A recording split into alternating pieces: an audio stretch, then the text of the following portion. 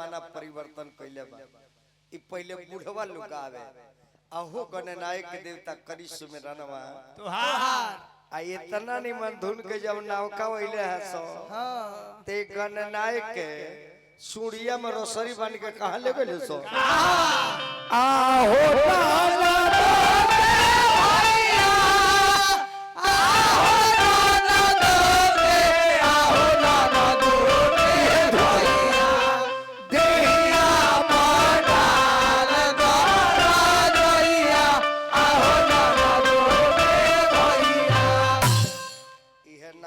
पीढ़ी कइले बा पूर्वज के अपमान करे खातिर नाव का पीढ़ी बा। पहले गणनायक के देवता ही धुन रहे अब नंदो का भैया में गई। पहले लोग यात्रा करे तो एक लोटा पानी लोग लेके जा बाप माई कुछ दूर ले आ लइका लो चल जा कुला का कोई जिससे बाप माई टीका को दे उ गुड़ ला के प्रदेश चल जा आय अब नाव का ले ऐसे करके ना ना टीका फना में हटाओ ना ना ना मारा भागा यात्रा करो बताइए ना सब गइल पोथी पर सबसे पहले बताइए कौन जोड़ा करा दादा बड़े एक और जाना पढ़ल हुई है तो एक सत्तू जोड़ा ते कर बाप हो गइल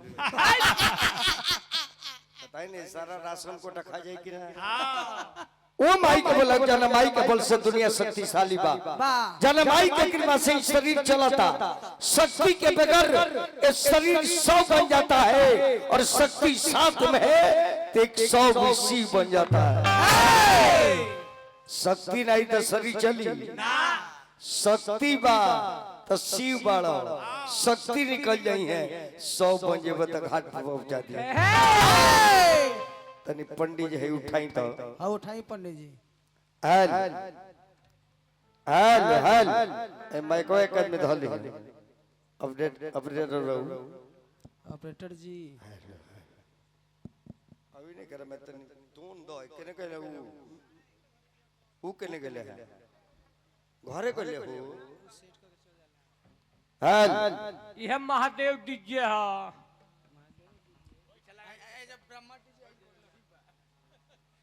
बर्मा डीजे हो आई महादेव डीजे हो हां लेकिन डीजे हो काट दल ऊपर से ओकरा पर लाउड स्पीकर लिखल हो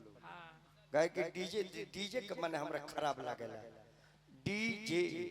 डायरेक्ट जन्नत में जाने वाला बक्सा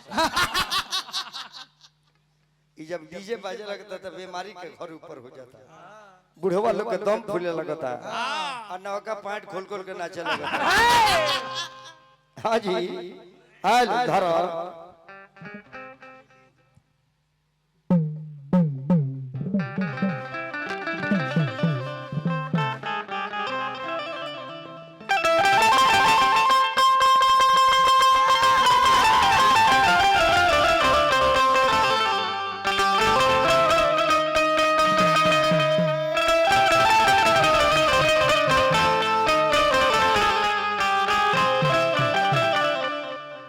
चल तो माई थावे छोड़ता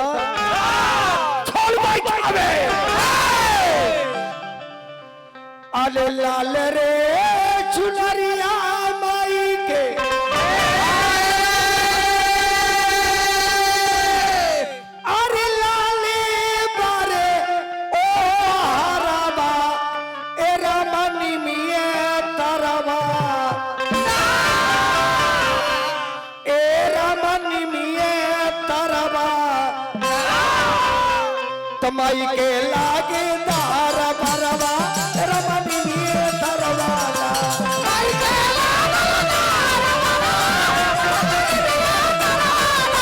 तमाई के लागे दार बरवा रमनी में तरवाला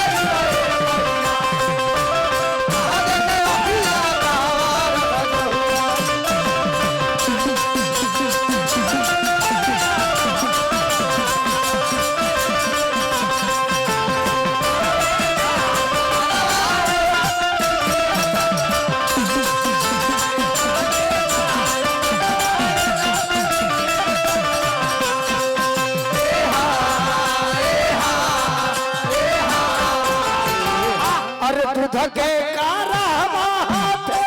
सब नारी अरबा रमनी में तरवाना दूध के कारवा हाथे सब नारी अरबा रमनी में हो तरवाना दूध के कारवा हाथे सब नारी अरबा रमनी में तरवाना दूध के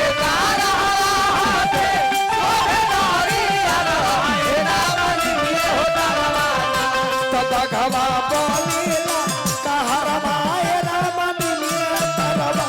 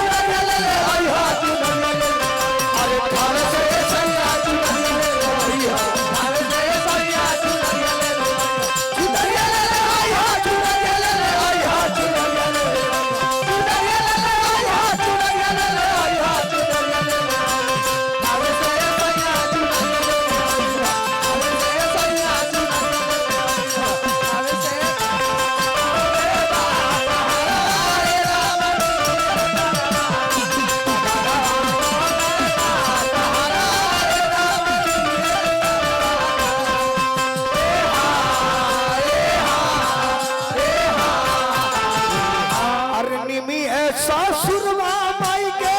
निमी हाँ नहीं हरवा रमनी में तरवाना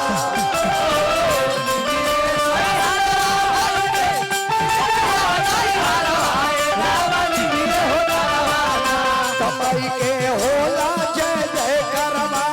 रमनी में तरवाना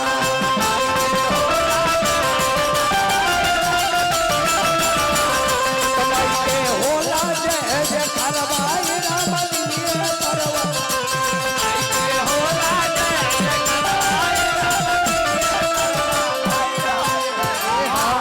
बोलिए छापे वाली मैया की जय। लास्ट में हनुमान जी के जय बोलो।